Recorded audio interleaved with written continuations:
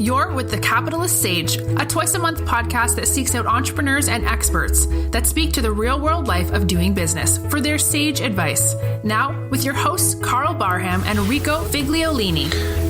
Welcome to the Capital Sage podcast. We're here to bring you advice and tips from seasoned pros and experts to help you improve your business. I'm Karl Barham with Transworld Business Advisor, and my co-host is Rico Figliolini with Mighty Rockets Digital Marketing and the publisher of the Peachtree Corners magazine. Rico, how about you introduce some of our sponsors today? Sure, that would be great. I'd love to tell you a little bit about each of the sponsors that have joined the family of podcasts, including Capitalist Sage. First off, Atlanta Tech Park, because that's where we're doing this. They're our host here in this podcast studio. Great place. Think of Workshare, think of Accelerator. You're already past that startup phase. This is a great place to be. Lots of support, great workshops, lots of feedback that you can get from financial people as well and other smart people in the industries. The second podcast sponsor is Explore Gwinnett. They are, think of Tourism Bureau for Gwinnett County. They talk about the diverse cities in our county, unique foods and outdoor sites. In fact, I just did a top 10 desserts with Victoria Hawkins from Explore Gwinnett, and that's on our website at livinginpeachtreecorners.com. You can check that out. And they're doing Soul of the South. And think about Asian cuisine culture in our own backyard. The first 3 have been sold out, so the next 2 is the nearest one is August 3rd, if you want to get into that. And the last that just joined recently is CMX Center Bistro. They are the largest footprint in town center in the City of Peachtree Corners, and they are a luxurious dinner and movie experience. So think 4-star restaurant that happens to show movies. They have a scratch kitchen for all their entrees and desserts, so nothing comes frozen. Everything's made from scratch in their back kitchens. Fine wine list and great signature cocktails. I think about almost 18 of them, and I've only tasted a few, so we're still going there. So I want to just thank them for being on board, and they have some great movies this weekend. You can't miss that third installment of Endgame, right? That's where I'll be. I got my tickets. So thank you, Karl. Thank you. Well, today's guest is Alan Van Campen. He's an experienced business owner, who's experienced in acquiring, managing, growing, and selling businesses. And now he spends a lot of his time helping other people find the right business for them to own and be successful. Alan, thank you for joining us today. And I think, why don't I jump right in and just kind of why don't you tell us a little bit about your background and experience and what you've learned about business. Yeah, so married for 21 years, have 2 kids. We have an 18-year-old daughter and a 14-year-old son. Daughter's getting ready to go to college this year, which will be very interesting with the missus particularly. And, I went to college in Augusta, Georgia. Graduated from school, came and met my wife 3 weeks after I moved to Atlanta, and then I had a friend of mine, a roommate from college, who kept approaching me with his business idea. And making a very long story short, I jumped in, just completely jumped in, and we were working with Enterprise Rent a Car, did a lot of oil changing, detailing, maintenance at offices all around Atlanta, and then had the idea of expanding that down into Florida with a concentration on airports. So did that back, I want to say, about 1999. Yes, that sounds like a long time ago. Yeah. And, kind of never looked back since. Wow. Well, I'd love to jump in. So in that journey, when you decided to do that and get into business, you think about servicing cars and so on not being a super sexy industry. But what did you find out about getting into that kind of business that you used to be successful? Yeah. So coming out of school, I was in marketing. My degree was in marketing, and I really didn't know where I wanted to take that. So I'm not like a big car guy, a big car aficionado. And it was really because of my friend's influence that got me into this business to begin with. And then, really our number one objective was to move to Tampa. Went and kind of poked around down there, talked with different companies. There wasn't really a whole lot of interest. Tried Jacksonville, same thing. We wanted to be on the water. And we really kind of backed into Orlando. And a very very interesting, and this is one of those kind of lifeline periods in my life, is there's more rental cars in Orlando, Florida than anywhere else in the world. That's right. I would think. So, we were very fortunate to work with very reputable companies like Enterprise, and then eventually National, Alamo, Avis, and different airports in Florida. Mm-hmm. But the Orlando thing was really it was complete luck. It really was. So if you, and I'm sorry, because I find it so interesting that you backed into a business and you chose where you wanted that business to be, almost. I mean, you did back into Orlando, but you were going in the right direction, Florida. Yeah. Well, my wife was from Florida, and we had kind of a very niche business in supporting rental car companies. There's not too many companies out there, even now, that are doing it. And to get to that scale where like right now in Orlando, Enterprise has got one of the largest fleets in the world. Mm-hmm. And, it's a 365, 24/7 operation. And so you're not just managing, the operations of it. You're managing people, processes, relationships. There's a lot of moving parts there. And we had just an amazing working relationship, myself and the folks at Enterprise. Wow. Well, when you look back at that, and so anything you'd advise people that are thinking of taking that leap? I meet a lot of clients now. They'll call. They're interested in getting into business. But, are they prepared for it? What are some of the things you found out that would be helpful for folks to consider when they're going in, they're looking at acquiring a business? I think that the number one, and I made a few notes on this, I think the number one thing that comes to mind is be passionate about what you're doing. So let's say somebody's evaluating a restaurant opportunity and you're not a foodie kind of person. Don't do that. Mm-hmm. Find something that you're passionate about. Unfortunately, we all can't love what we do, but we can get as close to it as humanly possible. And when you're passionate about what you're doing, it doesn't necessarily feel so much like work.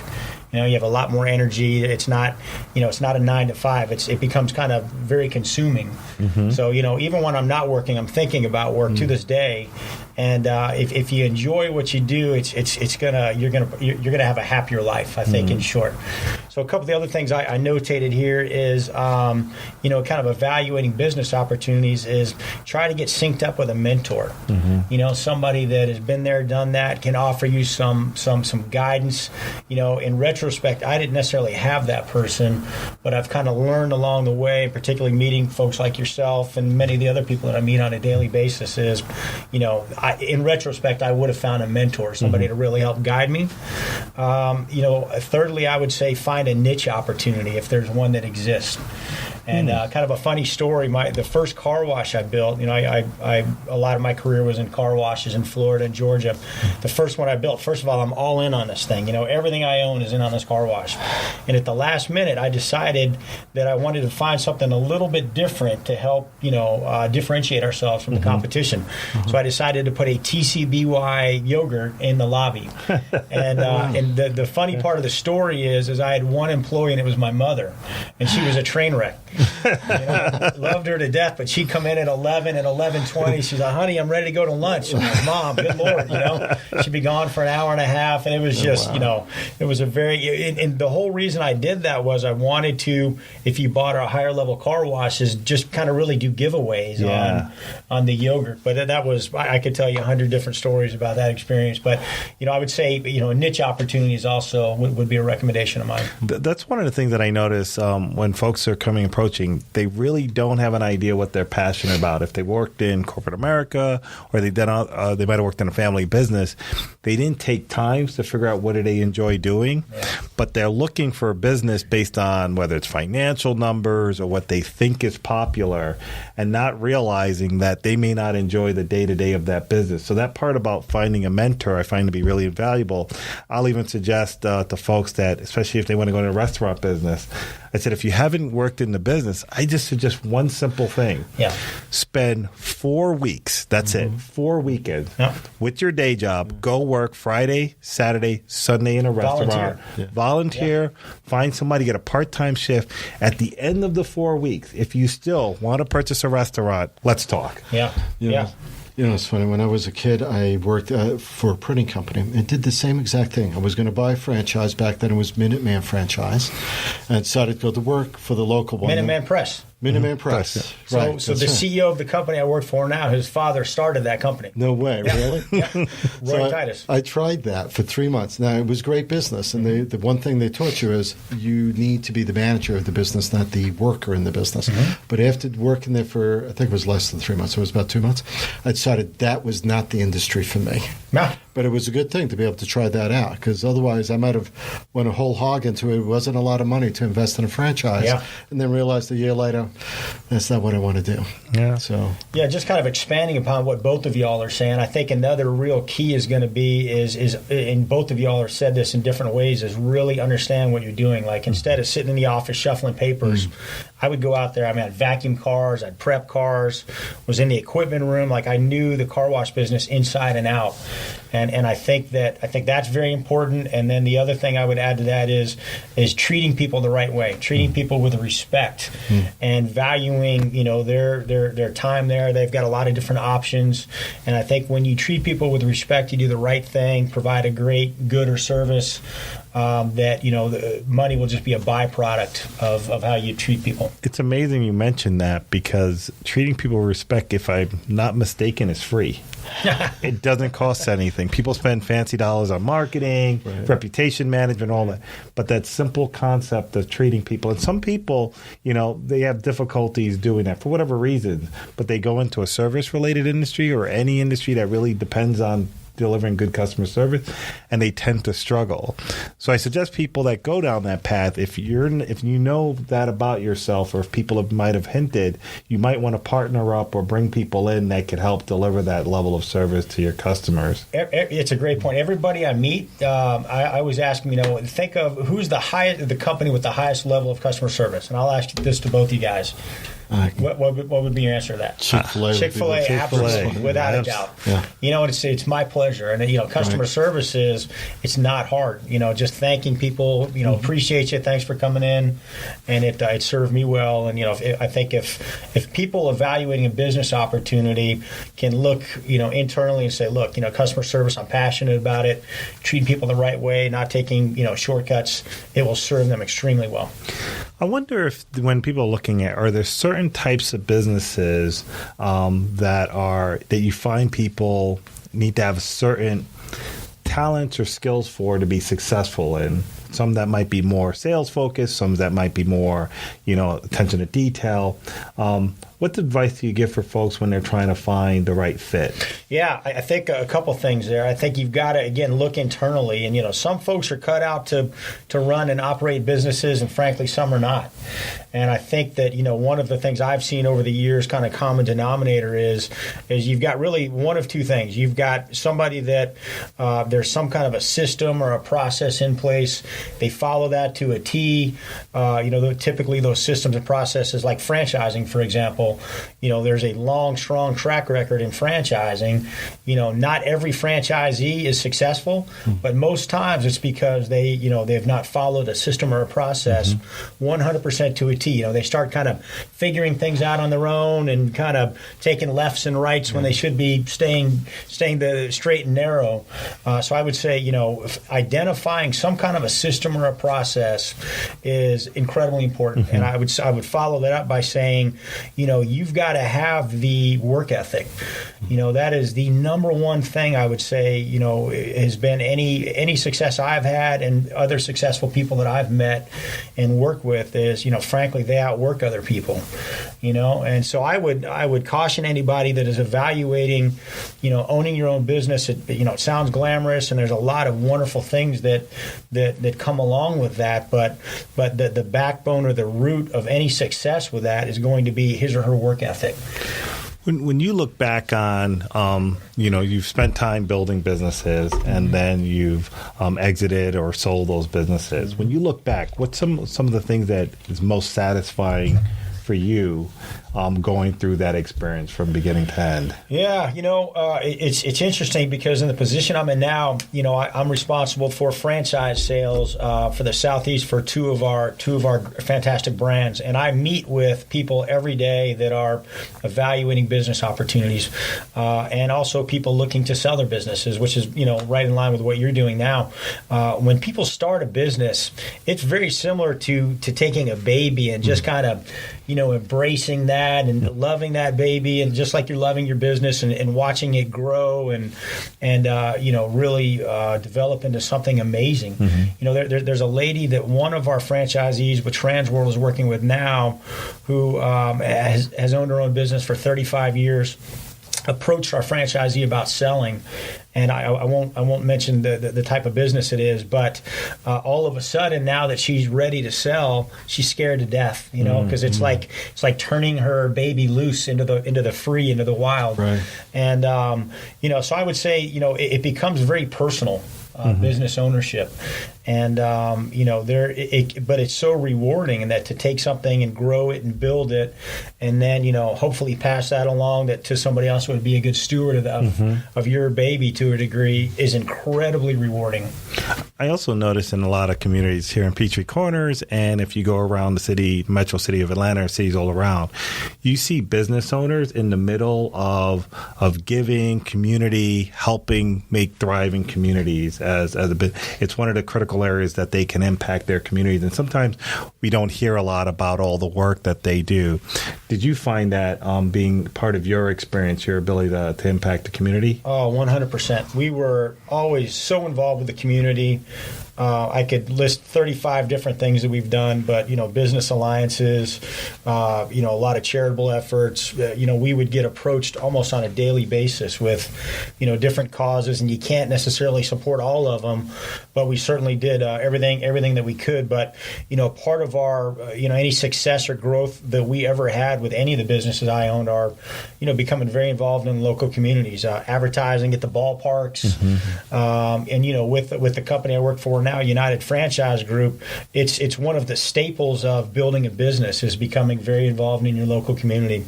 And I would add to that, getting involved with business alliances, chamber of commerce, networking. Those are all proven successful tenets of building a successful business. Why do you think business owners that you run into don't do enough of that, do more of that? What do they miss? What are they not seeing? They get so busy working in the business that they forget to work on the business. So it's real easy to go in and bust tables or, vacuum cars, and that's all important stuff. But, as the business owner, somebody that's leading the business forward, it's your responsibility to make sure that you are, looking, towards the future. You've got to be responsible for, kind of forecasting what's coming around the road. I mean, I'm sure the encyclopedia business was fantastic at one point, right? And then that model changed, Blockbuster. I mean, there's a lot of different. So as the leader of a business, you're also responsible for the vision of the business. And so one of the things I always had was kind of a 1, 3, 5, and 10-year plan to help guide our businesses to, towards success in the future.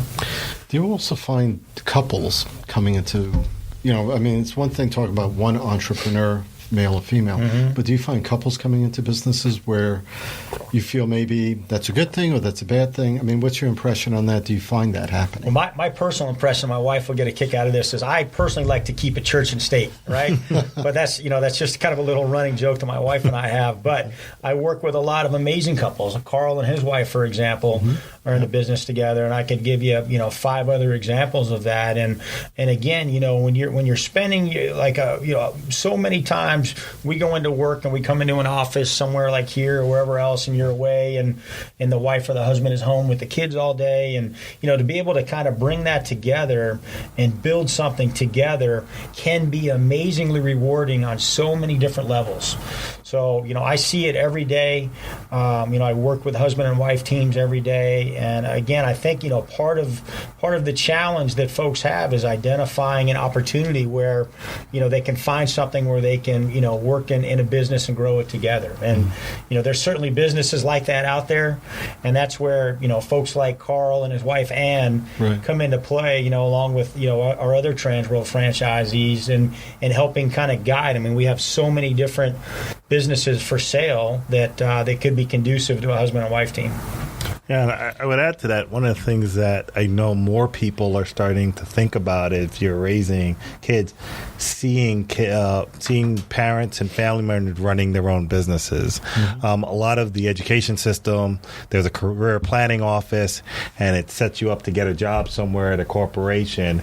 And if you see it, if you grow up in a small business family and you see it, kids aren't as afraid as others might be in going out and starting a business like that. So seeing both parents work in a business, understanding it, they grow up just learning about how to be a business owner, how to deal with customers. Or at least they find what they want to do. Yes. Yeah. Some of them realize that I don't want to be in business. Absolutely. And that's okay. That's okay as well. Right. It's good to give them the option and they understand it so they can choose the path that they want to go, but I would never want them to be afraid of going down one path or another. Well, you're a great example of that. I mean, I know you, I've gotten to know you very well, and you and Ann have both said, the business that you're building now, you hope to be able to, bring your daughters into that at some point. And how amazing is that, by the way? I mean, that would just be incredible. Yeah, absolutely. They might already be ready, the rate that they're growing at right now. But I'm wondering this time, we're in 2019, for people that are thinking about going into business, what makes now a good time to do it? What are you seeing out there as you talk to folks out there in the market? Yeah, first of all, kind of taking a step back here, is there a better country in the world to start a business than the United States? I mean, we're so pro-business here. I think there's a lot of factors that lend to, very positively towards business ownership right now. Interest rates are still fantastic. Tax laws are very favorable. There's there's a lot of advantages to owning your own business. We could speak for 20 minutes about from a tax standpoint, some of the advantages from a tax standpoint. But I personally think that the time has never been better. The economy's fantastic. The economy's fantastic right now, and that is everything that I've read, and all the studies and prognosticators are all advocating that the economy should remain strong going forward. So, in my opinion, it's never been a better time to own a business. I also noticed that when we talk to a lot of folks, that are thinking of getting into business, is there an age or time, whether you're young, just right out of school, whether you're mid-career, maybe it's you're toward the end of your career and you're looking to do something before you're retired, or you just don't want to. When you see folks around in those different phases of life, is there anything you're seeing that's occurring as a pattern? Yeah, good question. There's really no common denominator on that. I mean, I see young folks looking to get into business. I see folks that are retired looking for, something to do and keep them busy, and everything in between. So, it's a very fair question. Obviously, as we get older, we're sometimes a little bit less inclined to start over or start fresh. But sometimes corporate America almost mandates or dictates that. I ran across a gentleman very recently, been with the same company for 27 years and got laid off. And he's like, what the heck am I going to do now? And he's evaluating a lot of options. And to his credit, he's evaluating several business ownership opportunities. And somebody who's got that level of experience, has seen a lot of things, is not so intimidated by things that come up. And, one of the things that we do with Transworld is, we've got so many different opportunities to present to somebody. I guess the point I'm making is it doesn't, there's no age restrictions. You can be young, you can be old. Obviously, when you're younger, typically you've got less financial resources, which kind of limits some of your options. But as we get older, hopefully we've been good stewards of our money, and we have a lot of different options available to us. So the long answer to your question is I'm seeing everything, from early 20s into their 60s. So for folks that are considering this, what would be 2 to 3 things that you would say before you sit down and you're going to meet with somebody about acquiring a business? What should they do? What kind of housekeeping? What should they do to be prepared to have that conversation with someone that's going to find them a business or someone that's selling a business? What are sellers looking for in good buyers? Yeah, that's a tremendous question. One of the things I always ask everybody is, what are you passionate about? What do you enjoy? If you could pick anything in the world that you want to do, what would it be? My first choice growing up was I wanted to be a running back for the New York Giants, and I realized pretty quickly that wasn't going to happen.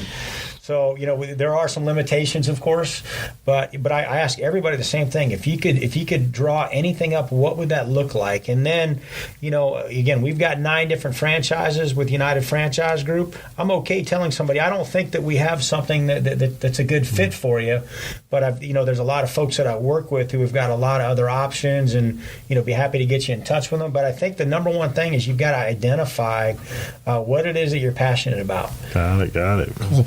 Well, thank you for a lot of the great advice that you offered today. Just wondering, so what do you got going on? Do you have anything going on over the next few months, or tell me what you've got in plans for the next few weeks and months. Yeah. So I, as I mentioned earlier, I cover 8 states for the company I work for is called United Franchise Group, and we've got 9 different franchises. Signorama is the one I used to be familiar with. I used to buy signs from them. Largest sign franchise in the world. We've got a couple different restaurant concepts. John Smith Subs, The Great Greek. We have a store that specializes in pre-owned computers, Experamax. And so the 2 brands that I'm responsible for are Transworld Business Advisors, which is the largest business brokerage in the world. And then the other one that I meet with folks on is called Venture X.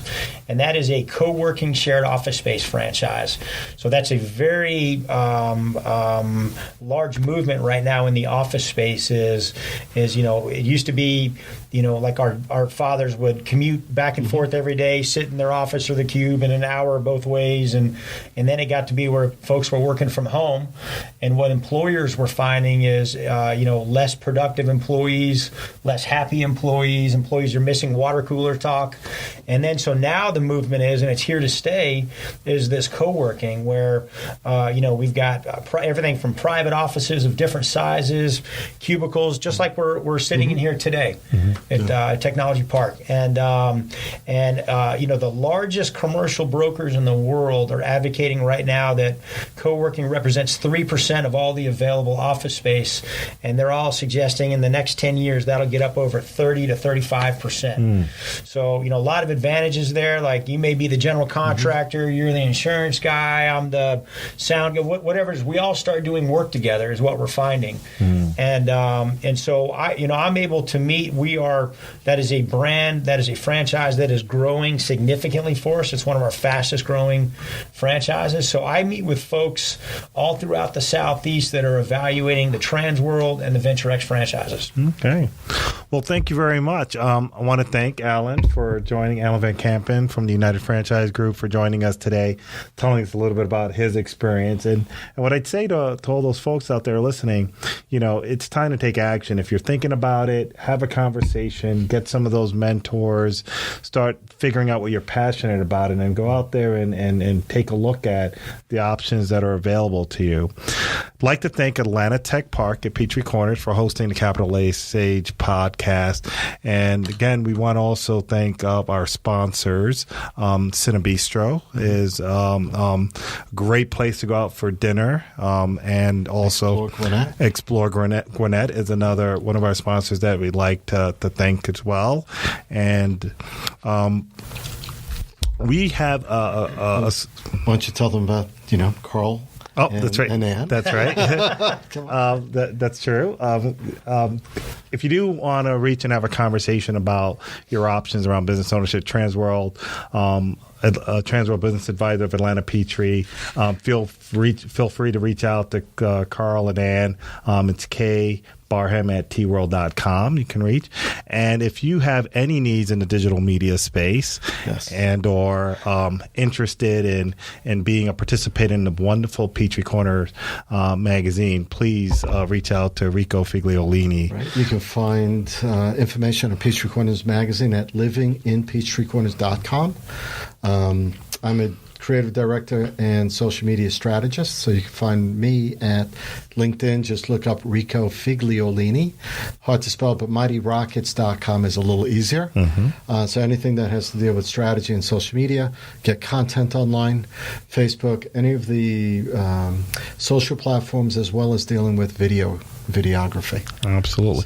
And again, the last magazine is out. If you go around Peachtree Corners, you can take a look at the magazine. Really great feature on the town center, real estate market in Peachtree Corners. And we will be having more. We're going from 4 issues a year to 6 issues a year now.